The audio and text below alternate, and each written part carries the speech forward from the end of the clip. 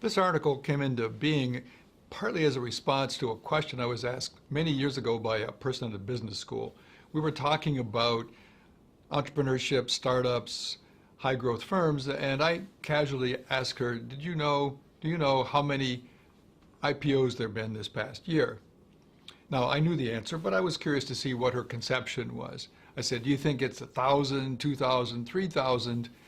She came up with an answer after a couple of seconds, oh, maybe between 1,000 and 2,000. It turned out that particular year, the number was below 100. I was struck by that, and subsequently in other conversations with faculty and then looking at the journals, I realized people have a vastly overblown notion of just how prevalent high capitalization, high growth startups are, and in particular, the role that venture capital, venture funding, and IPOs play in the ecology of entrepreneurship. So this article is an attempt to right the balance.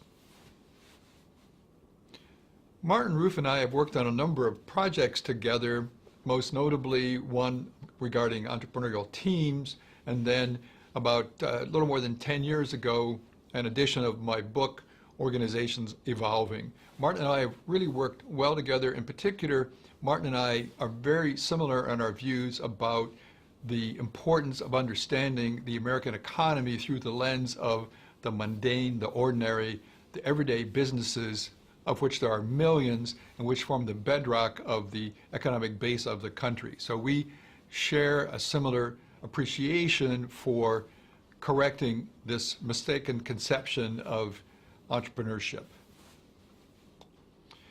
To do this article, we needed two kinds of information.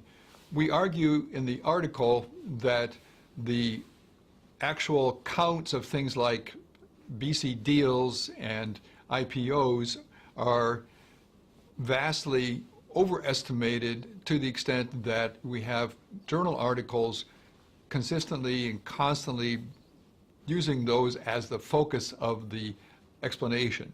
So we needed data on the VC funding and startups. We got that from readily available public sources.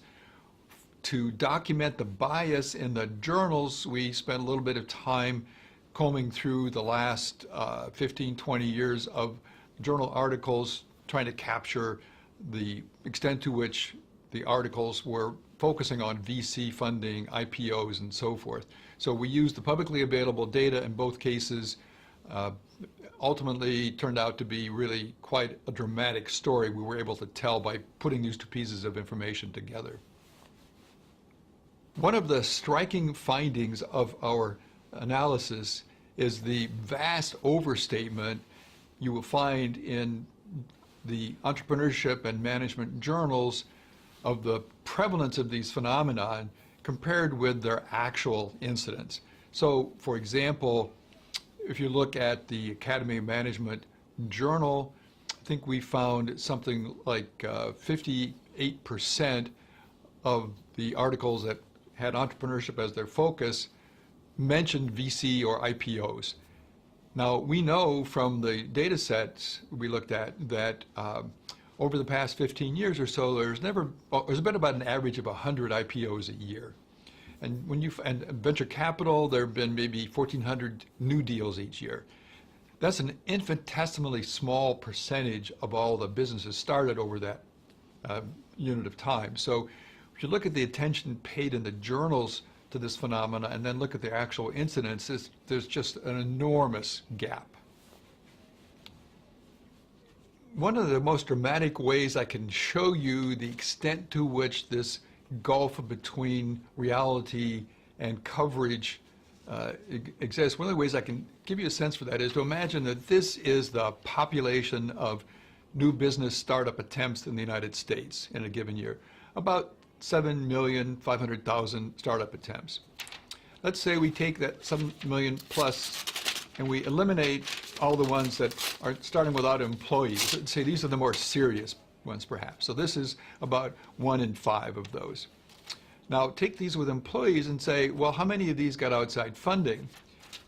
Eliminate all those that didn't, including all kinds of funding, banks, angel funding, venture funding. We're down to this set. Let's get rid of all the ones that don't have angel funding or venture funding. Let's further get rid of all those that have only, those that don't have anything but venture funding. And now of those with venture funding, how many of them will actually experience an IPO? And we get down to this. The gap between where I started and this little dot of paper is the gulf between the attention paid to IPOs, venture funding, and the reality of entrepreneurial startups in America.